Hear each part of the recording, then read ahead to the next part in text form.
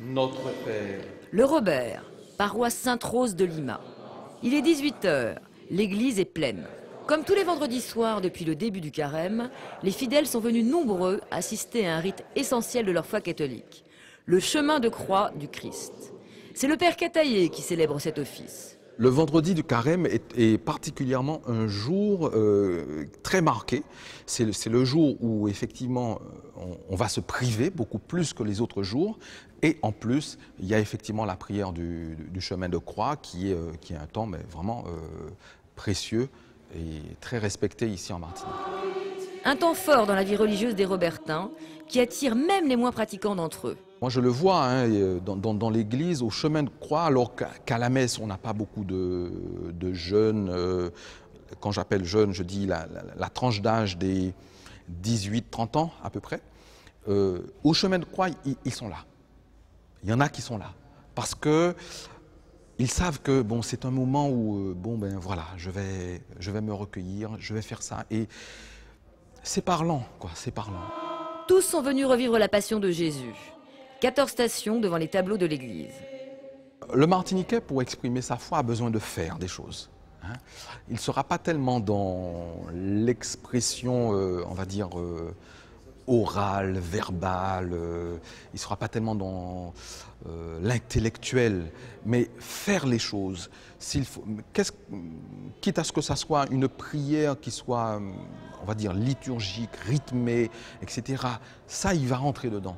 C'est parce que ça appartient au mode d'expression de la foi. Les gens aiment faire les choses. 12e station. Pour le Père Cataillé, la souffrance du Christ trouvera un écho particulièrement fort chez les fidèles martiniquais.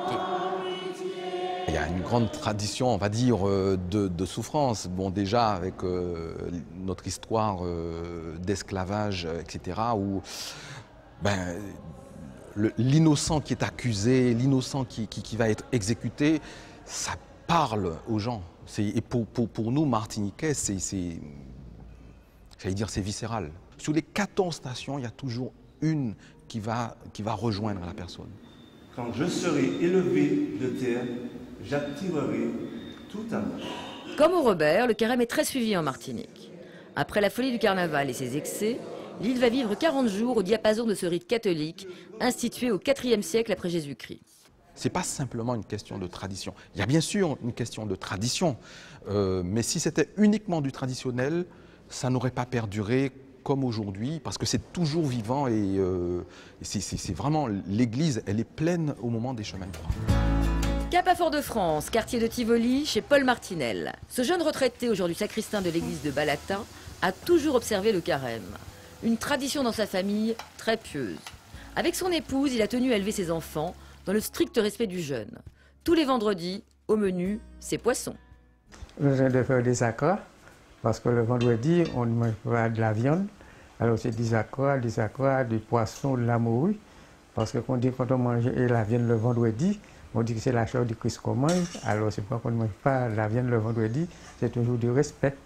On ne boit pas le vin non plus. Ce qui change pendant le carême, c'est que ce n'est pas comme les autres jours ordinaires. Alors, on prie beaucoup plus pendant le carême. On ne peut pas aller au bal pendant le carême. Pendant le carême, c'est interdit.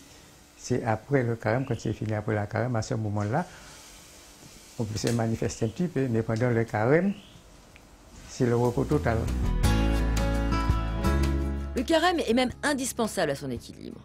Notre Père qui est aux cieux, que ton nom soit sanctifié, que ton règne vienne, que ta volonté soit faite sur la terre comme au ciel. Ce que le carême m'apporte, quand je prie, je me sens fort. Ça me fait une force, ça me donne une puissance. Je me sens vraiment plus à mon aise. Quand je prie le Seigneur, il voit ce que je dis et il m'accorde ce que je lui demande. Je ne peux pas m'en passer de carême. Je vous salue Marie, pleine de grâce. Le Seigneur est avec vous. Même si tous les catholiques martiniquais n'observent pas ces préceptes aussi strictement que Paul Martinel, le carême est un phénomène solidement ancré ici. Ne pas le suivre serait même pour beaucoup un péché. Pour moi, il faut les sacrifices quand même. On prie, on jeûne, il y a le jeûne qu'on observe. Par exemple, le vendredi, on ne mange pas de la viande. C'est pas, il y a beaucoup de choses qu'on s'abstient, quoi. Moi, le carême, je ne vais pas danser. Je ne mange pas le vendredi de la viande, pas plus. C'est moi, c'est. Il faut carême, faut suivre la bien. Ah ouais. Parce que si vous ne pas faire carême, ce qu'on dit, c'est vous parlez l'enfant de Dieu. Le carême influencerait même notre économie. Dans les bars, les restaurants, les boîtes de nuit et même dans les rayons des supermarchés, pendant le carême, les comportements des consommateurs changent. Pendant le carême, je ne bois pas d'alcool. C'est une période où la consommation d'alcool diminue très sensiblement. Si les ventes d'alcool chutent, celles des légumes et du rayon poisson sont à la hausse. Aujourd'hui c'est morue, tinet. Hier soir c'était poisson, tout ça est pêché. Demain c'est même bagaille là. Mais le carême ne doit pas se résumer à des privations alimentaires et aux prières. Se rapprocher de Dieu, c'est aussi se rapprocher des autres. Ça ne sert à rien d'avoir fait 1000 privations si on est toujours énervé contre son frère et si on conserve de la rancune, etc. Il faut nécessairement tendre la main. Pourquoi le carême, presque tombé en désuétude dans l'Hexagone, a-t-il survécu en Martinique? Le carême, une nouvelle exception antillaise?